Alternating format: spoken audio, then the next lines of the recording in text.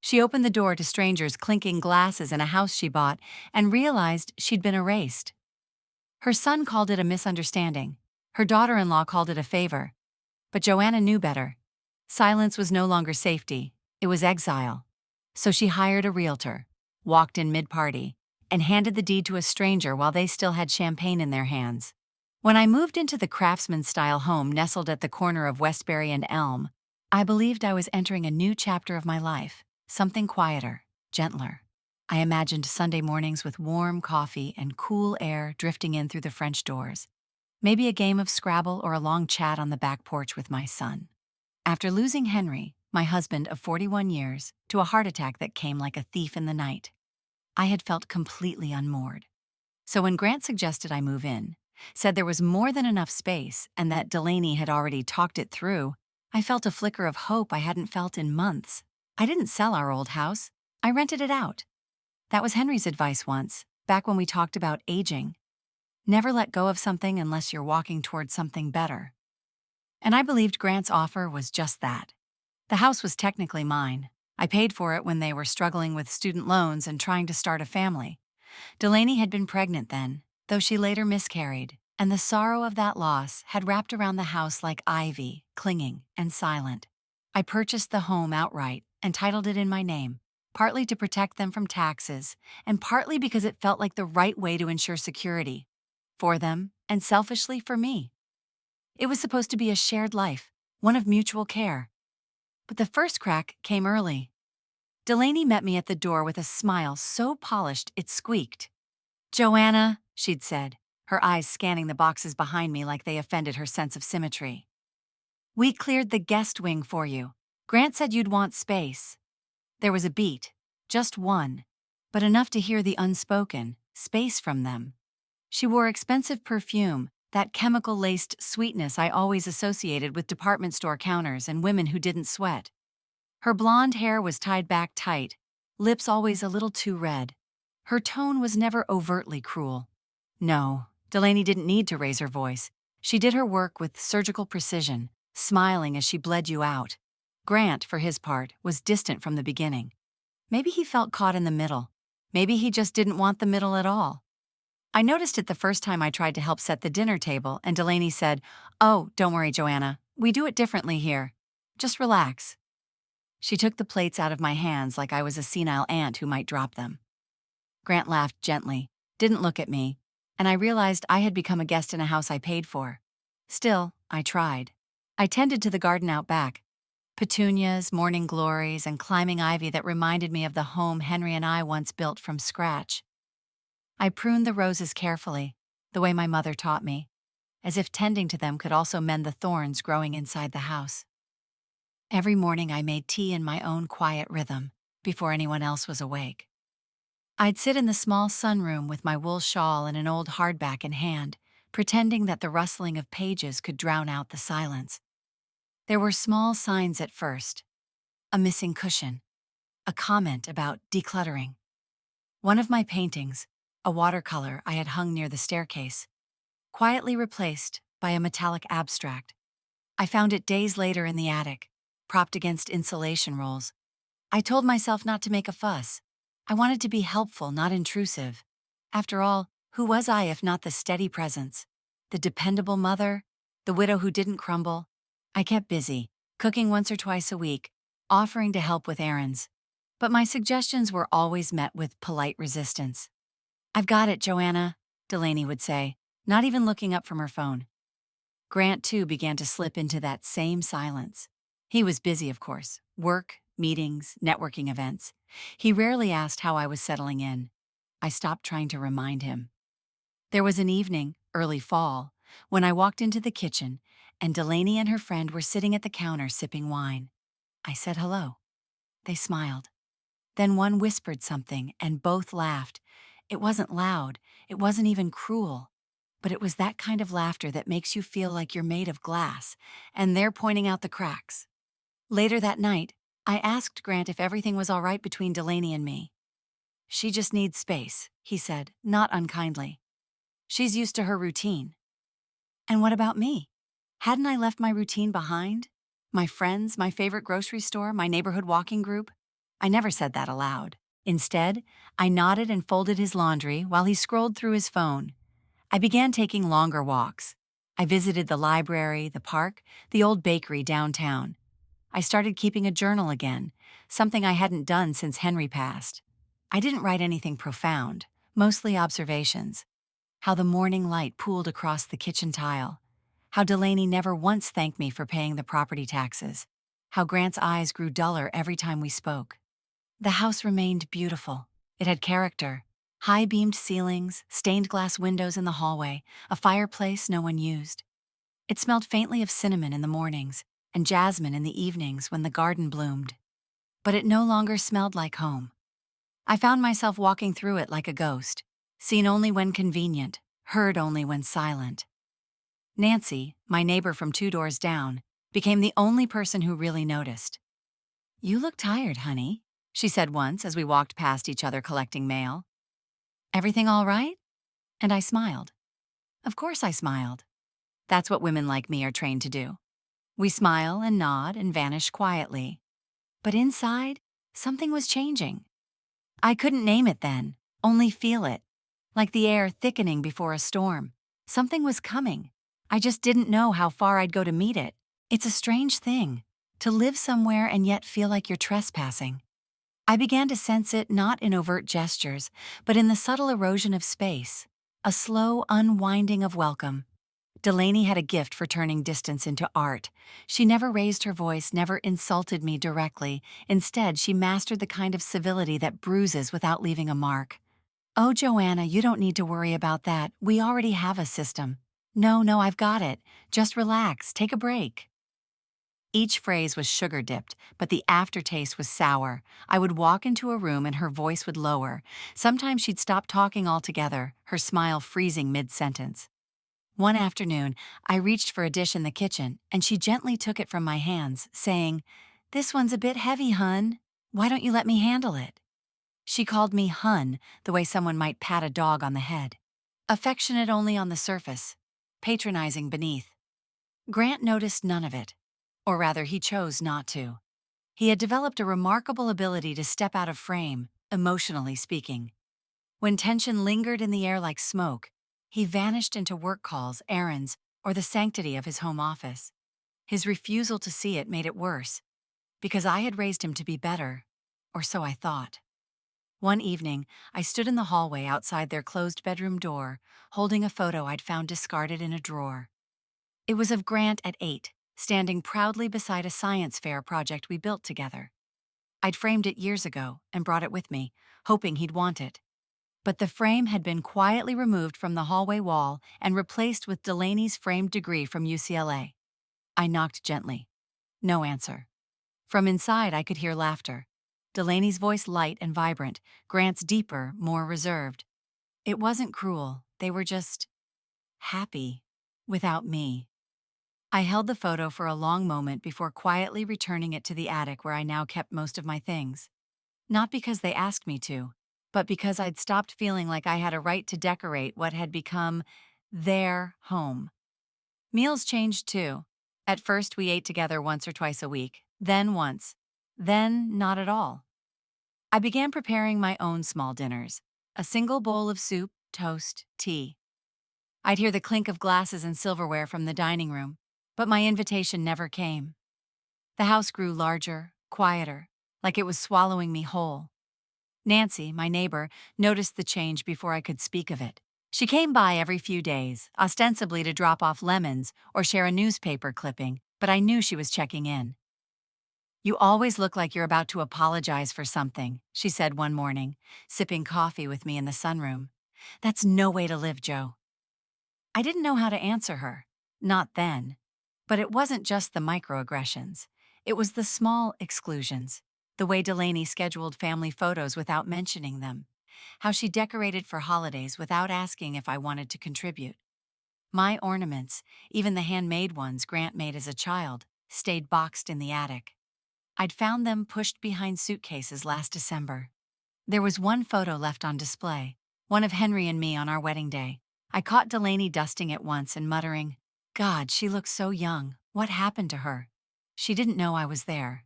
She turned and smiled. and I smiled back, because I hadn't yet found the strength to do anything else. Then came the night that broke something in me. It was a Friday. I had gone to Nancy's for a quick chat and a cup of tea. I came back around 6, just as the sun dipped behind the pines and the street lamps buzzed to life. I reached for my keys, juggled a grocery bag in one hand, and the door wouldn't open. I tried again. Nothing. At first I thought it was a mistake. I knocked gently, then harder. Music played inside, laughter, plates clinking. The smell of garlic and butter drifted through the tiny gap between the door and frame. I moved to the window and peered in. The dining room was full. Delaney's family, her parents, a cousin or two, maybe even her sister, all seated comfortably, passing dishes, pouring wine. Grant sat at the head of the table, his head thrown back in laughter. I knocked again, this time a little louder. Nothing. After several minutes, I gave up and sat on the porch, wrapping my coat tighter around me. I waited for someone to notice. For Grant to look around and ask, "Where's Mom?" For Delaney to come out, feign surprise, pretend it was an accident. No one did.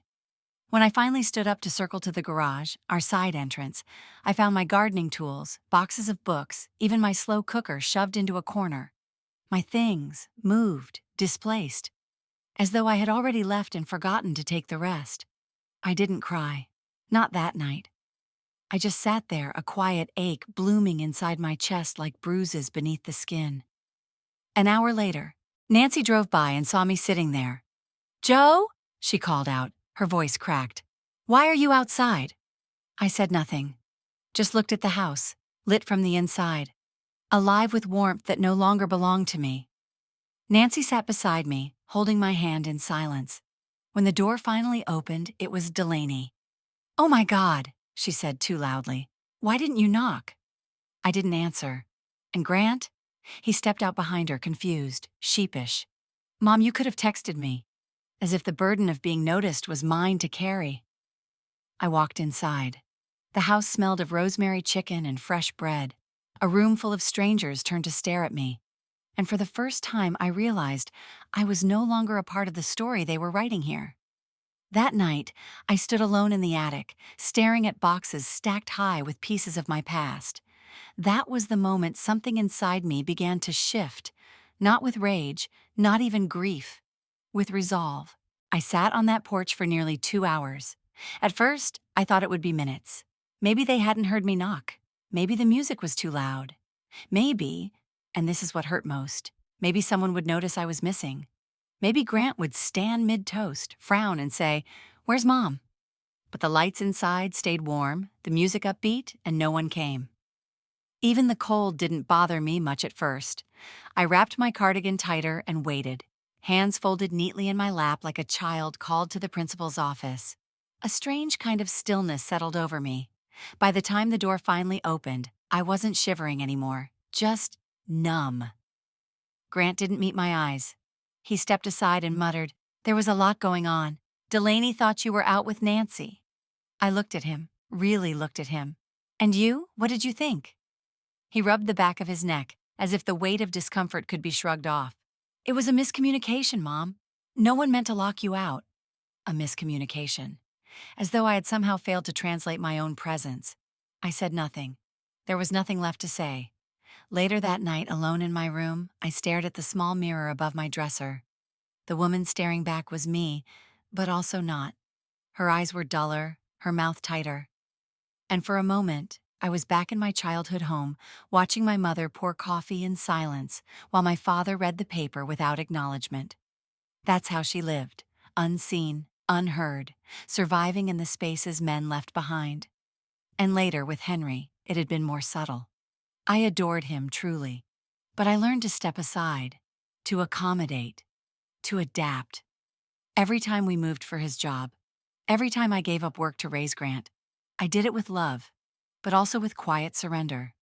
I had spent a lifetime learning to disappear politely, and now I was vanishing inside my own home. The days after the dinner incident passed slowly. Delaney made no mention of it, offered no apology. In fact, she seemed emboldened. She began redecorating, claiming it was time to modernize. New curtains, new fixtures, a new rug that clashed horrifically with the oak floors I'd picked out. I came downstairs one morning to find the antique sideboard, Henry's mother's, gone. In its place stood a sleek glass console with brushed steel legs. "Where's the sideboard?" I asked. Delaney looked up from her tablet. "Storage. It felt too heavy. We're going for light and open." She said it like it was hers. I walked to the hallway. The photo of Grant and Henry fishing was missing too, replaced with a geometric print in black and gold. The walls were beginning to look like a hotel. That night, I couldn't sleep. I lay awake, replaying old conversations in my head. Ones with Henry, with my mother, even with Grant as a child. Every one of them a thread in a tapestry of self-erasure. I'd loved deeply, given fully, but somewhere along the way I had lost the ability to ask for space of my own. Nancy noticed the change. "You're fading," she said bluntly one afternoon as we walked through her garden. "You're turning yourself into wallpaper." She wasn't wrong. I had stopped speaking up. Every time Delaney redecorated, I bit my tongue. Every time Grant shrugged off her decisions, I stayed silent.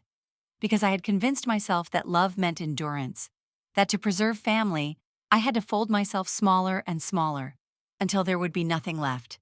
Then came the confrontation. It was over something trivial, a bookshelf. Delaney had moved it into the garage without asking. A cherrywood piece I had refinished myself years ago, filled with old novels and poetry.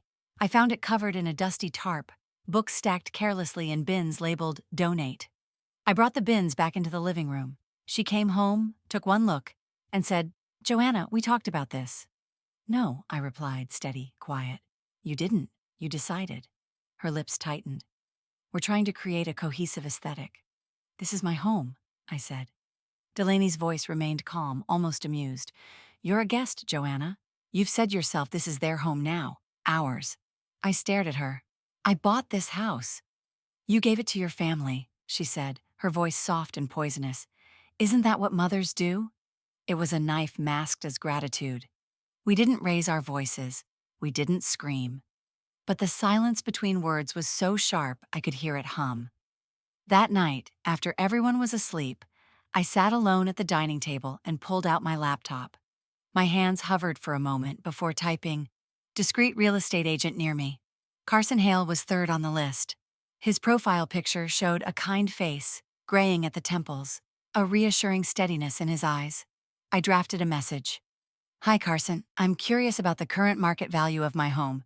No immediate plans, just exploring options. Confidentiality appreciated. Joanna Whitlock." I didn't send it that night. I left the message open on my screen, the cursor blinking like a pulse. But even just writing it, acknowledging the possibility, I felt a shift. A door, cracked open, a breath of cold air, a whisper that maybe, just maybe, I didn't have to keep fading. I began to wonder if I was losing my grip on reality. Every word Delaney said looped through my head long after she left the room. Every glance, every laugh that paused when I entered, every item that vanished from the shelves. I turned them over like evidence in a trial where I wasn't even allowed to testify. I questioned my instincts. Was I too sensitive? Too attached to things that didn't matter anymore? Was I making it worse? But then came the morning Grant said the words I still hear in my sleep. We were in the kitchen. I had gently asked if he thought we could all sit down and discuss the changes happening in the house, the removals, the decisions I wasn't consulted on. His expression was unreadable, the way it always was when he wanted to shut something down without saying it outright. "Mom," he sighed, glancing at his phone, "you need to either adapt or—" He hesitated, just for a breath. "Or think about whether this setup still works." It landed with the force of a slap. Adapt or leave. It wasn't shouted. It wasn't cruel. It was worse than that. It was detached, measured. It was the kind of ultimatum you give someone you've already emotionally written off.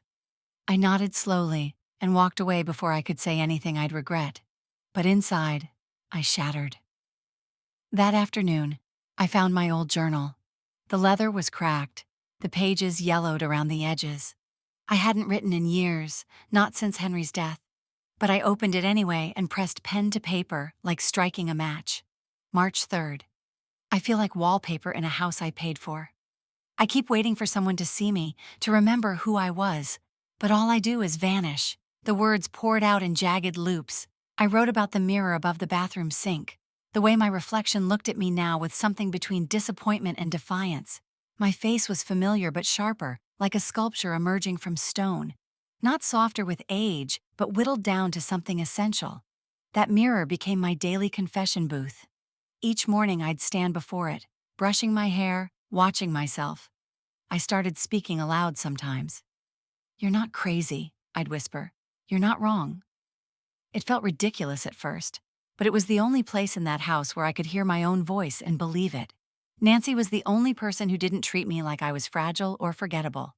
She came by with raspberry muffins and a sharp tongue, as always. "He said what?" she asked, her eyebrows practically climbing off her forehead. "Adapt or leave." I nodded. She shook her head and leaned forward. "Joe, you own that house. You bought it. You saved their asses when they were drowning. If anything, they should be adapting to you." I wanted to believe her. I wanted to feel righteous, but instead, I felt exhausted. "What if I'm making too much of this?" I whispered. "What if I'm just bitter, lonely?" Nancy scoffed. "No, you're aware. There's a difference." That night, I sat by the window and scrolled through my emails. Carson's message from 2 days earlier was still unopened. "Miss Whitlock, thank you for reaching out. I'd be happy to provide a confidential appraisal and discuss options. No pressure. Let me know when you're ready. Carson Hale." I clicked reply. We met 2 days later in a coffee shop across town, far from the prying eyes of Delaney's curated social circle. Carson wore a navy sweater and jeans, casual but crisp. He looked like someone who knew how to keep secrets. "I just want to know what it's worth," I said quickly, before he could say much. He nodded. "Of course. That's what I do. No pressure, no assumptions." We talked numbers, comparables, upgrades. I kept the conversation dry, distant, but Carson didn't push. Instead, he listened, really listened, when I started to talk about the house, the situation, the slow erasure. "You're not being irrational," he said gently. "You're protecting your peace. That's not a selfish thing." I almost cried. Not because of the words themselves, but because of the way he said them. Like I was someone worth listening to. That night, I stood in front of the mirror again. But something was different. My shoulders were straighter. My eyes steadier. The woman staring back at me wasn't asking permission anymore. She was planning her next move. Once I crossed the threshold of decision, something in me clicked into place, not out of rage, but out of resolve. There was no emotional storm, no dramatic breakdown, just a slow mechanical series of steps, like turning a key in a lock that had rusted shut for years. I started small. My mother's heirloom jewelry, long buried in a drawer beneath mismatched scarves, went into the safe deposit box at the bank downtown. I didn't tell Grant or Delaney. There was no announcement, just movement, quiet, deliberate, final. I copied every legal document tied to the house, the title, the tax assessments, even the bank transfers from when I bought it. I scanned them, saved them to a secure drive, and left a paper copy with Nancy, sealed in a manila envelope marked "in case." Carson's voice on the phone was always calm, always steady. "We can move at your pace," he said. "You have more control than you think." That line stuck with me. More control than you think. Control had always been an illusion in this house. Delaney spinning webs with charm and passive aggression, Grant floating above the fray like a balloon afraid of sharp edges. But now? Now, I held the deed. Literally and metaphorically. Delaney, meanwhile, grew bolder. She began remodeling with a frenzy I hadn't anticipated. She tore up the tile in the downstairs bathroom, hired painters to refresh the palette of the guest rooms. She even began ordering furniture samples. Packages piled up daily. Chairs I never sat in. Fabric swatches I hadn't chosen.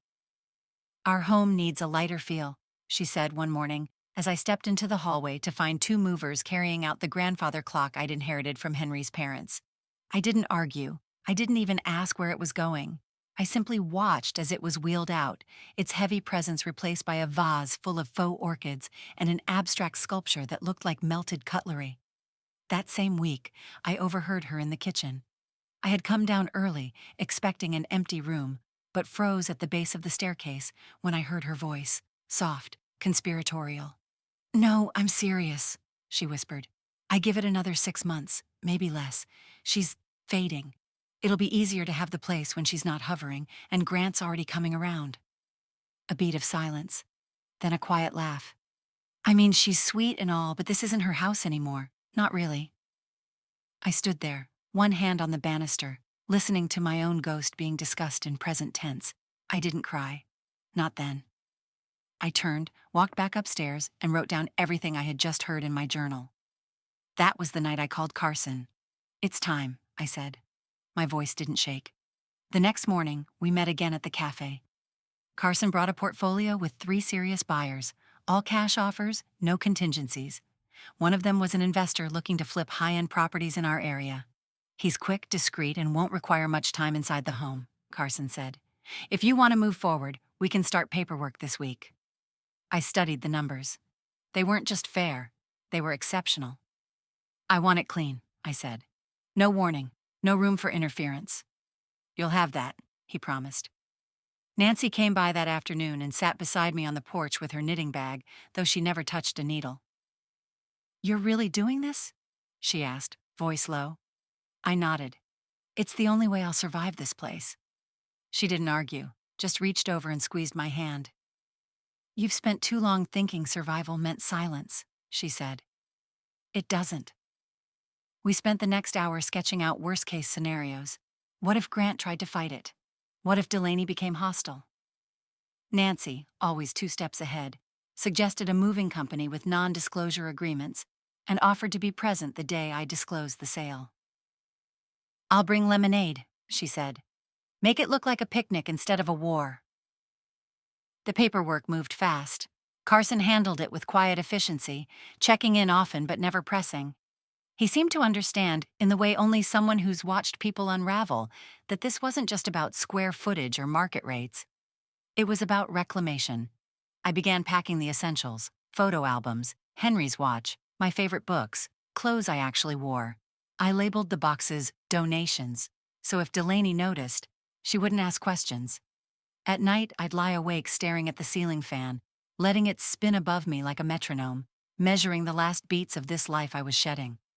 I thought about the weight of compromise, the decades I'd spent folding myself into other people's expectations. But now, something had ignited. Not rage, not revenge, fire. It burned low and steady inside me, clearing space for whatever came next.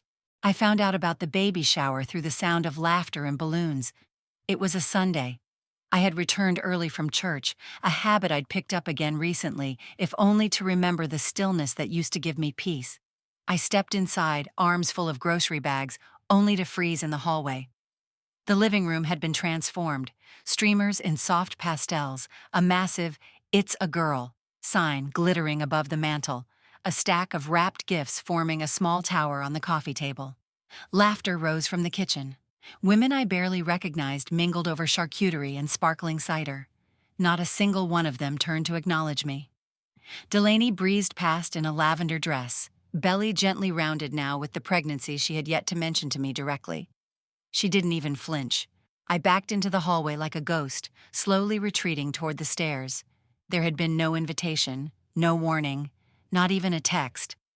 I stood in my room, clutching the grocery bags with both hands until the plastic handles snapped and the apples spilled across the floor. I didn't pick them up. I just sank to the carpet and sat there, staring at the closed door like it was the edge of a cliff.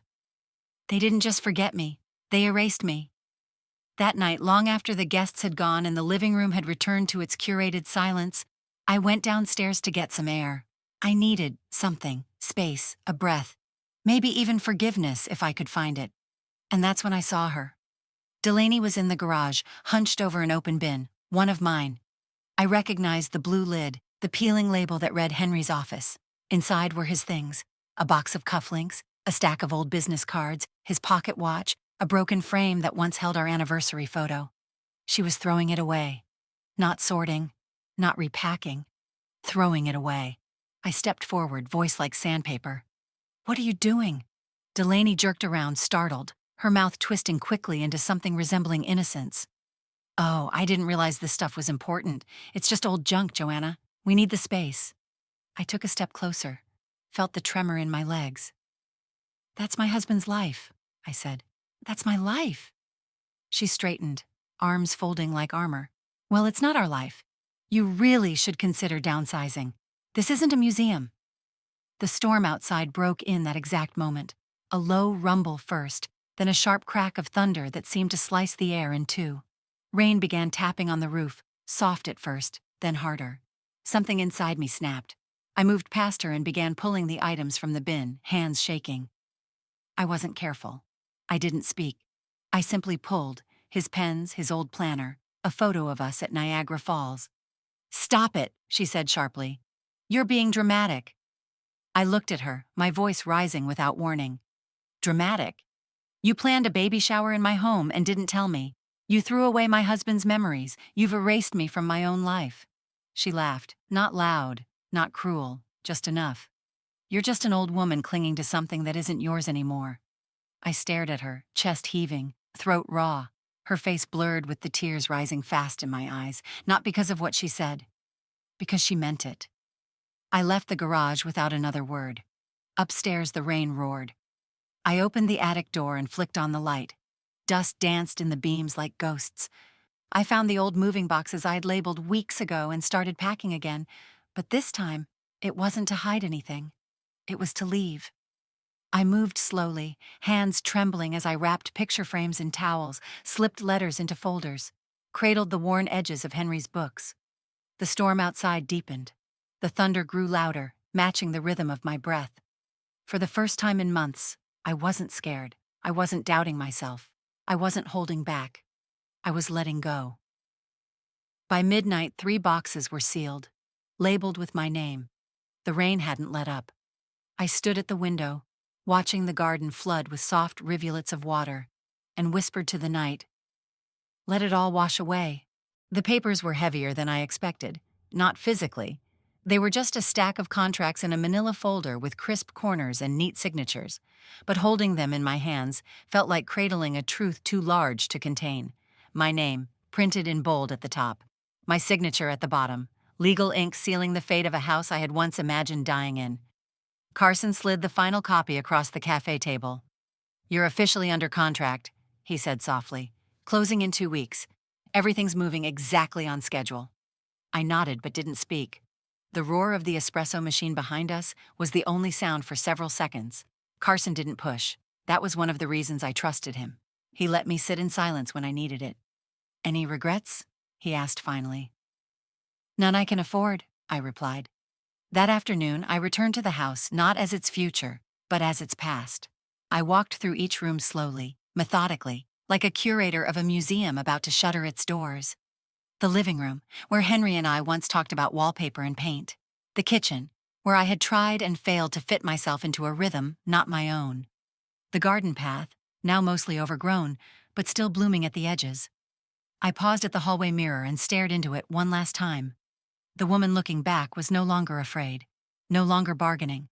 She was walking forward, one foot in front of the other, and she wasn't stopping. Upstairs, I opened the closet and touched the shoulders of dresses I hadn't worn in years. I smiled at one in particular, a navy silk with a tiny stain near the hem. The one I wore when Grant graduated college. He had hugged me so tightly that day, told me I was his anchor. And now? Now he couldn't even see me drifting away. I had packed most of what mattered already, hidden in plain sight. But now I boxed it intentionally. No more subterfuge, only preparation. I was almost done when the first legal complication arrived. Carson called, his tone uncharacteristically sharp. "I just got a flag from the title company," he said. There was an attempt to update the utility billing in Delaney's name. Gas, water, electric, all the main services. My mouth went dry. "That's not possible. She doesn't have access to my ID, my documents." "She used your maiden name, claimed she was updating the records for her mother-in-law who is no longer capable of managing accounts. She submitted it online." I sat down slowly. "What happens now?" "We've already frozen the accounts from change. It won't impact the sale, but it's telling, and it accelerates your need to finalize." His voice dropped. "Joanna, this is exactly what you feared. She's not going to stop until you're erased entirely." I knew he was right, and I knew what I had to do. Delaney was planning another event, a gender reveal, Nancy had whispered to me with a grimace, scheduled for the upcoming Sunday. Her parents would be coming again, her sister, more catered food, more champagne, more curated family photos in the house she believed was already hers. But this time, I would be ready. I want the buyer's final walkthrough to be the same day, I told Carson. Same hour, if possible. He didn't hesitate. Done. I spent the next 3 days wrapping up logistics with surgical precision. Movers scheduled, personal accounts closed, documents notarized. Nancy helped behind the scenes, her energy fierce and maternal. "You're not just walking away," she said. "You're burning the blueprint they used to trap you." Saturday night, the house felt still in a way I hadn't known in years. Grant and Delaney were out, probably setting up for the party. I moved through each room one last time, not with sorrow but with reverence. This house had held versions of me that no longer fit, and tomorrow I would give it to someone who saw it as property, not a prison. The morning of the party, I dressed like I was attending a funeral, not out of grief, out of intention. A charcoal gray wrap dress, pearl earrings Henry gave me on our 20th anniversary, black flats polished to a gleam. I pinned my silver hair back tightly, added a coat of lipstick just a shade bolder than usual. In the mirror, I looked like the woman I had forgotten existed. The woman who once ran PTA boards, who negotiated loan terms with banks, who raised a son and kept a marriage alive for over 4 decades. A woman who was never just someone's shadow. Carson met me outside the house at exactly 2 o'clock. The buyer, Mr. Ellis, stepped out of his BMW with a polite smile and sharp suit. He was a commercial flipper who had fallen in love with the structure. "Needs new plumbing, but great bones," he'd said. That seemed fitting. "This won't take long," I told them. "But it will be memorable." The neighborhood looked unnaturally cheerful. Pastel balloons were tied to the mailbox. Laughter floated out through the open windows. Somewhere inside, someone popped a champagne bottle. Delaney's voice, sharp, performative, cut through the air. "Everyone, gather near the cake for the reveal." Perfect timing. I opened the front door without knocking. The music paused first, then the chatter. Eyes turned as I stepped into the foyer, Carson and Mr. Ellis flanking me. The party froze in place. Dozens of guests packed the living room, dressed in soft pinks and blues, plastic cups in hand, expressions flickering from surprise to confusion. Delaney stood at the center, a knife poised to cut a layered cake with pink frosting. She blinked. "Joanna," she said, forcing a smile so tight it trembled. "You didn't say you'd be joining us today." "I'm not," I said. "I'm here for something else." Her eyes darted to the man beside me. "And this is—" Carson stepped forward, his voice steady. "I'm Carson Hale, Ms. Whitlock's real estate agent." The room murmured. "And this," I continued, nodding toward Mr. Ellis, "is the new owner of this property. He'll be taking possession in 30 days. You'll need to vacate by then." The silence dropped like a boulder. Delaney's smile shattered mid-expression. Her hands trembled slightly, still clutching the knife. Grant appeared from the kitchen, his face paling as he scanned the trio at the door. "Mom, what's going on?" he asked, stepping closer. I turned to him slowly. "What's going on?" I said, voice low but clear. "Is that I've sold the house, the one I paid for, the one I lived in, the one you and Delaney decided to make yours without ever asking if I wanted to disappear." Delaney's eyes narrowed. "You can't be serious. This is some kind of bluff." "It's legal," Carson cut in. "The closing date is set. You'll receive formal notice tomorrow." Her mouth opened, then shut. The color in her face flushed high and angry. "This is a party," she hissed. "Our family is here. You're ruining it." "No," I said, stepping closer. "You did that when you locked me out of my own home, when you erased Henry's belongings, when you told people I was no longer capable of managing my life." Grant's voice cracked. "You didn't tell me—" "You weren't listening," I snapped, and my voice, firm and undeniable, sliced through the remaining noise. "You watched it happen, and you did nothing." He looked down, ashamed. Delaney tried to rally, her voice rising into that same performative pitch she used for guests. "Joanna, this is insane. We were building a family here. You could have talked to us." "I did. For months. I whispered. I begged in silence. And when no one heard me, I decided to speak louder. Mr. Ellis glanced toward the hallway. "Do you want me to start the walkthrough?" he asked Carson. "Please," I said. "Feel free to explore. The house is no longer mine." Guests began drifting out awkwardly, murmuring apologies, grabbing coats. Delaney stood still, cake knife trembling slightly in her hand. It was a ridiculous weapon, symbolic and yet so telling. "You locked me out of my life," I said quietly one last time, so only she could hear. "So I decided to reclaim it." Then I turned and walked out the front door, the storm of silence closing behind me like a seal. Outside, the sun was high, the sky brutally clear. Carson followed, respectful in his distance. Mr. Ellis remained behind, discussing room dimensions and plumbing logistics, as if it were any other Sunday sale. I didn't look back. There was nothing left in that house I hadn't already taken with me. The calls came quickly after the party ended. Grant left voicemails first, panicked, confused, then angry. Delaney's number showed up twice, but I didn't answer. I needed space. I needed to feel the weight of silence that, for once, wasn't crushing me. When Grant finally showed up, he didn't bother knocking. He walked right into Nancy's living room, where I had been sipping tea and going over moving details. "I can't believe you did this," he snapped, not even a greeting. Nancy looked up from her knitting, eyes cool. "Joanna, I'll give you a moment," she said, standing slowly, but I held up a hand. "No, stay. He can say what he needs." Grant turned to me, his eyes red-rimmed. "You blindsided us. You sold our home, my home." I placed the tea down carefully, each motion deliberate. "No, Grant. I sold my home, the one you let someone else take over while I sat fading in the corners." He paced, his voice rising. "You could have told me. We could have figured something out." "I tried to talk to you," I said, tone even. "I tried for months, and you always had somewhere else to be." "It feels like betrayal," he muttered. I stood, my voice still calm but cutting through the air like a blade. "You stopped being my son the moment you watched me suffer in silence and chose not to see it. That was the betrayal, Grant." He recoiled like I had struck him, but I saw it land. The words were the most honest thing I'd ever said to him. His mouth opened, then closed. For once, he had nothing. Delaney came the next day during the final walkthrough. The house was half empty, boxes stacked neatly in corners, drawers cleared, my imprint gone. She didn't speak at first. She just stood in the foyer, clutching a folded packing list like it might anchor her. "I didn't think you'd go through with it," she whispered. I didn't reply. "I was overwhelmed," she continued, voice cracking. "Pregnancy, the house, Grant's work, my family. I didn't mean to hurt you. I didn't know how to include you." Now her tears came freely. Her mascara smudged, her shoulders shook. "I didn't want this," she said, as if the unraveling surprised her. And still, I didn't reach for her.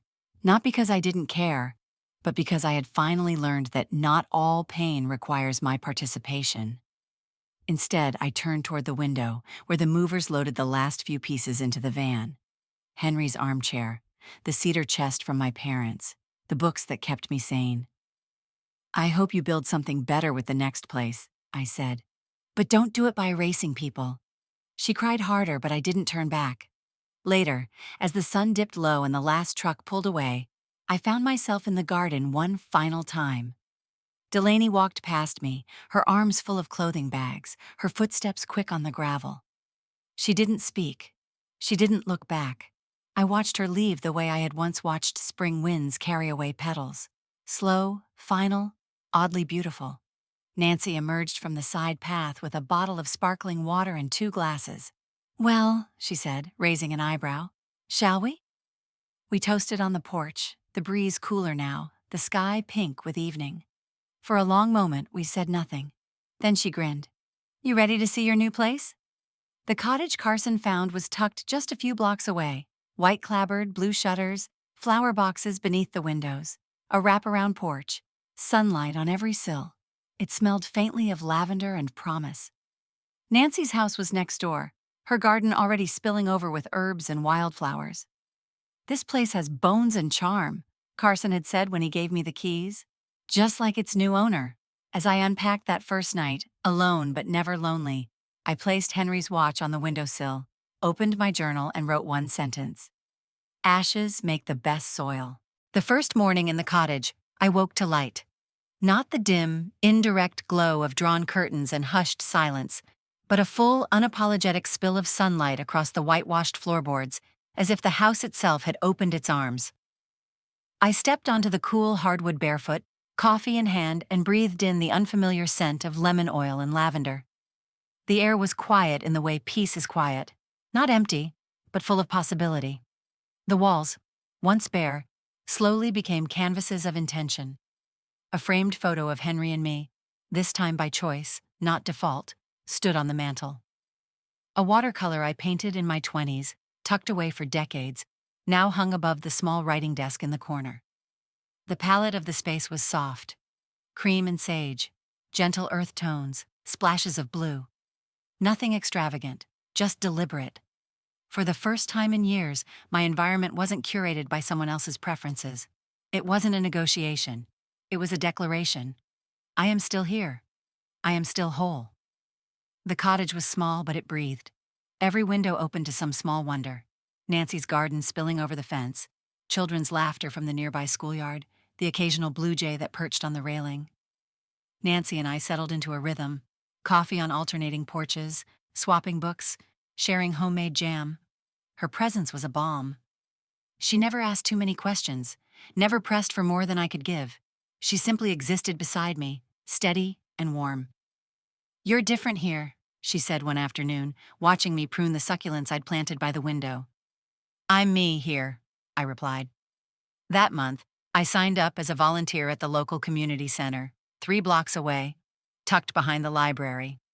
It had a program for young women navigating complicated family dynamics, transitions, grief. The director, a sharp-eyed woman named Patrice, welcomed me without ceremony. "We don't need martyrs," she said. "We need mirrors. Someone to show them it's possible to change the ending." I wasn't sure I had wisdom to offer, but I had stories and scars. And sometimes that's more than enough. Every Thursday, I sat in a circle of folding chairs with girls aged 16 to 25. Some had aged out of the foster system. Some had fled homes too loud, too dark. Some just needed someone to see them. One afternoon, during a workshop on voice and boundaries, I heard myself say something that pulled me still mid-sentence. My mother taught me to shrink to survive, to be polite when angry, to be quiet when hurting, to nod when dismissed. I paused, throat tight. But no one thrives that way. You don't have to earn space. You just have to take it. Their eyes held mine, curious, unsure, but listening. That night, I wrote the words down in my journal, underlined twice. You don't have to earn space. It became my mantra. Painting followed. At first, awkward and hesitant. My hands felt stiff, unsure of the brush. But it came back, color, shape, texture. I painted sunrise skies, messy flowers, faceless women with open arms. The canvases lined my kitchen counter, some taped to the refrigerator. Nancy bought one and hung it in her entryway. "You'll be famous on our street," she teased. I smiled, but a quiet joy bloomed beneath her joke. The visual rhythm of my new life grounded me. Sun rises through the window, pale orange and lavender stretching across the sky like silk. Bare feet on cold floors, grounding me in the present. The smell of toast and tea in the early morning. Laughter echoing off the cottage walls. Sometimes mine, sometimes Nancy's, sometimes the children outside my window. There were still moments when grief crept in, when I reached for a second plate out of habit or found Henry's old cufflinks tucked into a drawer. But now the grief didn't hollow me out. It sat beside me like an old companion, quieter with time. The silence in the cottage was mine. The choices were mine. The laughter, the tears, the art, the words, they belonged to me. And in reclaiming them, I began to reclaim myself. It started with an old shoebox, tucked high in the closet, behind scarves and winter gloves I no longer needed. I pulled it down on a rainy afternoon, the kind where everything outside is gray and forgiving. Inside the box were envelopes I had saved over the years, birthday cards, hospital bills, Henry's love notes from our first years together, faded ink, paper gone soft with age. That day, I sat at the small writing desk in my sunlit cottage, lit a candle, and opened a fresh page in my journal. But this wasn't for journaling. This was for Henry. Dear Henry, You wouldn't recognize the woman writing this. And yet, I think you would. You always saw through the cracks, didn't you? Even when I tried to patch them with silence. You're gone now, and maybe that gave me the space I never knew I needed. I loved you, I still do, but I was small around you. Not because you made me, but because I thought that's what love required. I shrank to make space for your dreams, for Grant's future, for a home that no longer wanted me. But I'm not shrinking anymore. I sold the house. I walked back in during one of Delaney's parties and handed it to someone new. I didn't cry. I didn't ask for permission. I reclaimed what was always mine. My dignity. I miss you.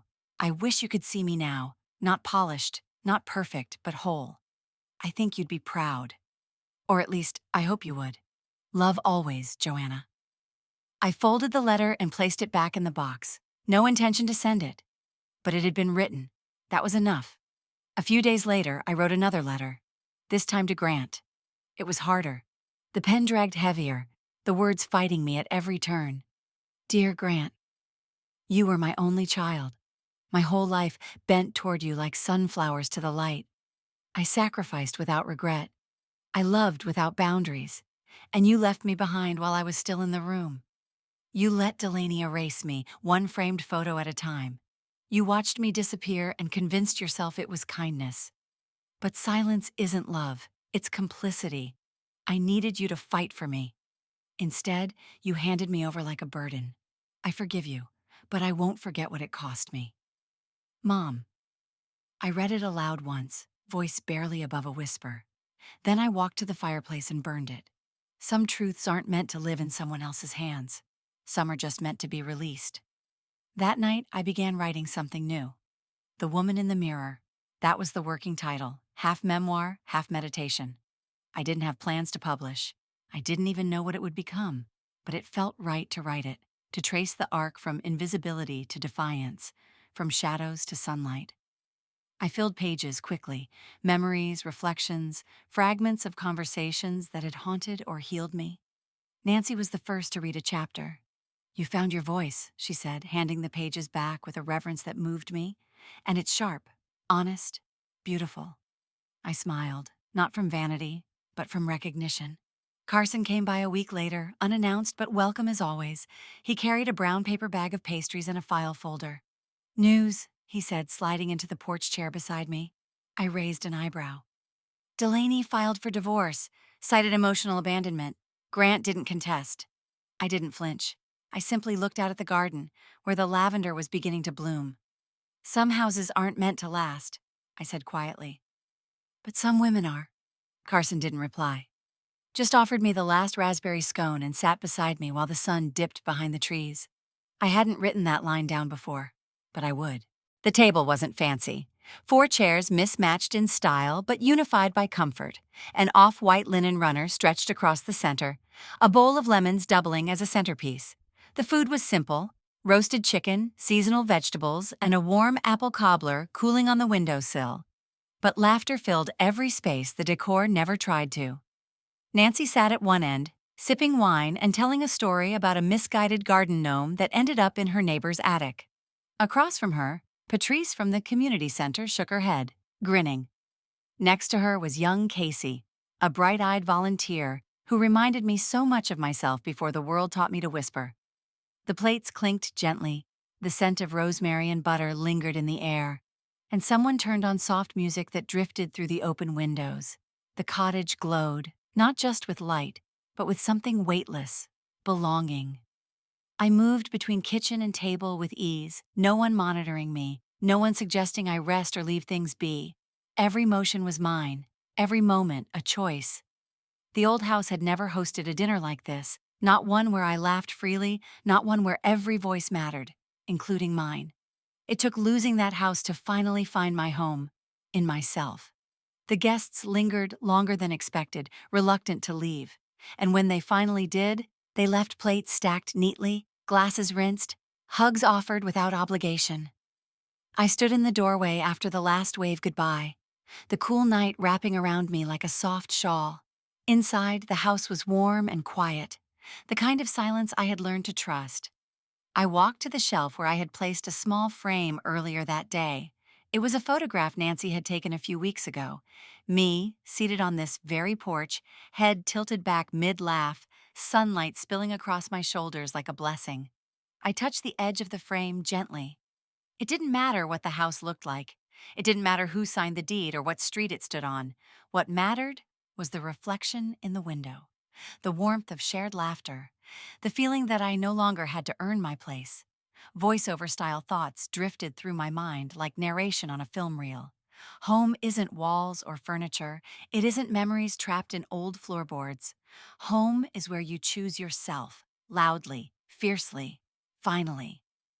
I turned out the lights one by one, the final glow from the dining room casting soft shadows as I walked into the bedroom. Tomorrow, I'd write more pages. I'd meet Casey for coffee. I might even take a pottery class, something new, something wild. But tonight I simply stood still, wrapped in the safety of my own making. And I smiled. A single photograph sits in a window frame. Joanna, eyes crinkled with joy, head thrown slightly back in laughter. Around her, a small group, Nancy, Patrice, Casey, mid-toast, bathed in golden evening light. The frame is bordered by lavender blossoms, a breeze rustling their stems. Behind it, her home stands open, not just the door, but the heart of it. Ever watched a quiet woman set the whole stage on fire without raising her voice? This isn't just a story about revenge. It's about reclamation, resilience, and rising when no one's watching.